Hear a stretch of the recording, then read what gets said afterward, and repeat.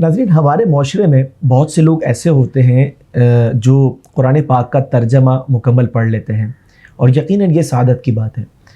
پھر اس کے بعد اللہ تعالیٰ توفیق عطا فرماتا ہے تو مزید کچھ دینی کتابوں کا مطالعہ بھی ہو جاتا ہے۔ یوں علم کے سمندر سے ایک آدھ قطرہ جو ہے وہ نصیب ہو جاتا ہے۔ لیکن بات یہ ہے کہ انہی میں سے کچھ لوگ اس غلط فہمی کا شکار ہو جاتے ہیں کہ چونکہ ہم نے ترجمہ قرآن پڑھ لیا ہے اور ہم نے چند کتابیں بھی علم دین کے حوالے سے پڑھ لی ہیں، لہٰذا ہمارا مطالعہ اب اتنا ہو گیا ہے کہ ہمیں علماء اسلام کی حاجت نہیں ہے، اب جو بھی معاملہ ہوگا وہ ہم اپنے مطابق حل کر لیں گے۔ تو شریعت مطہرہ کی روشنی میں آج ہم یہ جانیں گے کہ اس طرح کی سوچ جو ہے کیا انسان کو کسی منفی سمت لے کے جاتی ہے، یا یہ مثبت سوچ ہے، یا اس کے کچھ نقصانات ہیں، یا یہ سوچ بالکل ٹھیک ہے اور انسان جو ہے وہ بہت سے فائدوں کو حاصل کر سکتا ہے۔ تو لہٰذا فقط اس ڈائریکشن کے حوالے سے کہ جناب ہمیں علماء کی حاجت نہیں، تو آج ہم جانتے ہیں کہ کیا یہ سوچ ٹھیک ہے یا نہیں ہے۔ جی حضرت کیا فرماتے ہیں اس حوالے سے آپ؟ جی، علماء کی ضرورت کا انکار کرنے والے لوگ جو ہے سخت غلط فہمی کا شکار ہیں۔ اچھا۔ اور میں اسے ایک فتنہ کہوں گا کہ ایک فتنہ ہے کہ جو علماء کی جو ہے ضرورت کا انکار کرتا ہے، بلکہ دنیا کا معاملہ تو دنیا کا رہا،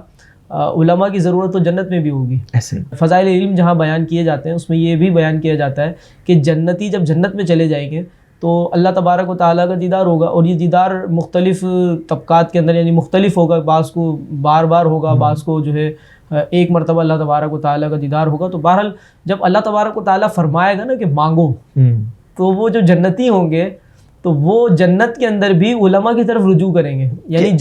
علماء کی احتیاج، علماء کی ضرورت جو ہے وہ تو جنت میں بھی رہے گی، اور وہ آ کر پوچھیں گے کہ ہمیں اللہ تعالیٰ سے کیا مانگنا چاہیے، تو علماء رہنمائی کریں گے کہ اللہ تبارک و تعالیٰ سے ان چیزوں کا سوال کریں۔ تو یہ بات کہ علماء کی ضرورت نہیں ہے، علماء کی تو دونوں جہانوں میں ضرورت ہے، دنیا میں بھی ضرورت ہے اور آخرت کے اندر بھی ضرورت ہے۔ جو لوگ یہ بات کرتے ہیں کہ ہمیں علماء کی ضرورت نہیں ہے، انہیں یہ زوم ہوتا ہے کہ ہم بڑا علم ہم نے حاصل کر لیا ہے۔ تو میں یہاں پر دو حدیثیں یہاں پر ذکر کروں گا۔ ایک حدیث پاک میں فرمایا گیا ہے کہ قیامت کے دن سب سے پہلے قتل کے حوالے سے جو ہے فیصلہ ہوگا، قتل کے بارے میں پوچھا جائے گا کہ اگر کسی نے ناحق کسی کو قتل کیا ہے تو اس کا سب سے پہلے حساب ہوگا۔ یہ صحیح حدیث میں ہے، یہ ایک حدیث میں موجود ہے۔ دوسری حدیث ہمیں بتاتی ہے کہ قیامت کے دن سب سے پہلے حساب نماز کا ہوگا۔ بالکل ایسا ہی ہے۔ اب یہ دو حدیثیں آپ سامنے رکھ لیں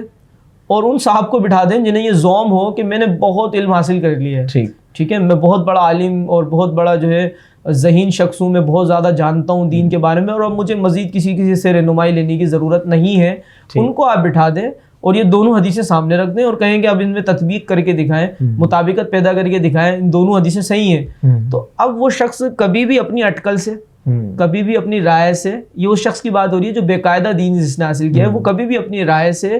کسی بھی ایک چیز کو ترجیح نہیں دے سکتا۔ ظاہر سی بات، اس کے لیے اصول چاہیے کہ کس اصول کی بنیاد پر اس مسئلے کو حل کرنا ہے، اور وہ اصول اس کے پاس نہیں ہے، بالکل صحیح ہے، کیونکہ اس نے باقاعدہ تعلیم حاصل نہیں کی ہے۔ تو ایسا ہوگا کہ وہ ایک کا انکار کر دے گا اور دوسری کو صحیح قرار دے دے گا،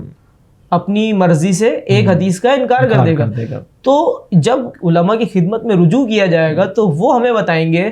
کہ جہاں پر یہ آیا ہے کہ سب سے پہلے قتل کا حساب ہوگا، یہ بھی درست ہے، اور جہاں پر یہ آیا ہے کہ سب سے پہلے نماز کا حساب ہوگا، یہ بھی درست ہے۔ معاملہ کچھ یوں ہے کہ حقوق العباد کے اندر سب سے پہلے قتل کا مقدمے کا جو ہے وہ حساب ہوگا، حدیث بالکل صحیح ہے، اور حقوق اللہ کے اندر سب سے پہلے نماز کا جو ہے پوچھا جائے گا اور نماز کا فیصلہ ہوگا، یہ حدیث بھی بالکل ٹھیک ہے۔ تو اس ایک مثال سے آپ سمجھ سکتے ہیں کہ علماء کی ضرورت باقی رہتی ہے، چاہے آپ کتنی ہی کتابیں پڑھ لیں۔ آپ نے تو چند کتابوں کا ذکر کیا، میں یہ کہتا ہوں کہ لائبریری آپ جو ہے وہ پوری کھول کر پی جائیں، ٹھیک ہے۔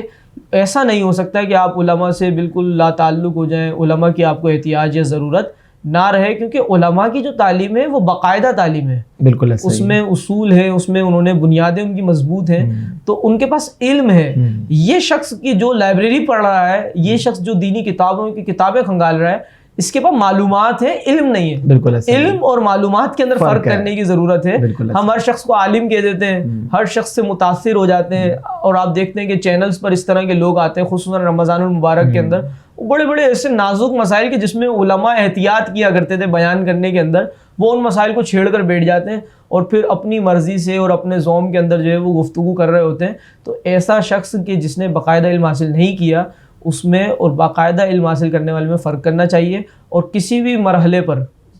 علماء کی ضرورت جو ہے وہ ختم نہیں ہو سکتی۔